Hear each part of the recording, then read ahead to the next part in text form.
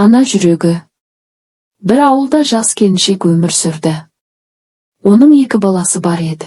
Үлкені 2 жасар қызы, кішісі 6 айлық сәби.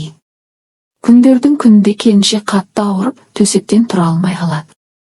Күйеуі әйелін емдетуге асықпай, жағдайын елемейді.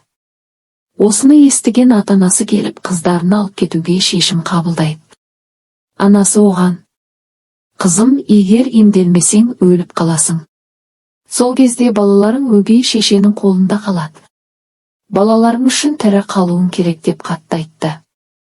Бірақ келіншек: «Балаларымды тастап кете алмаймын» деп жылап қарсыласты. Анасы: «1-2 күнге ғана қалдырасың. Жазылған соң қайта келесің.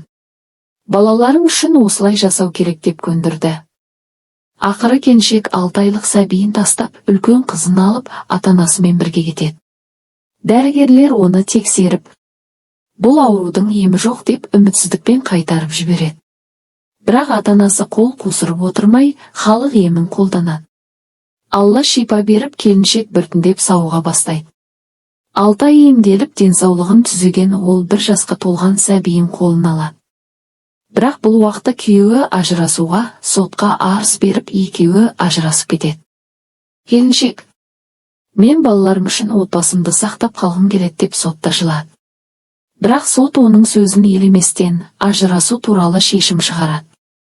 Келіншек жаны күйзелсе де, балаларын бағып, оларға бар мейірімін төгуді жалғастырады. Қиындықтарға қарамастан, ол балаларының болашағы үшін өмір сүруді жалғастыра берді. Түйін: ана жүрегі әлемдегі ең мейірімді жүрек. Балалар үшін аналар кез келген қиындыққа төтеп береді.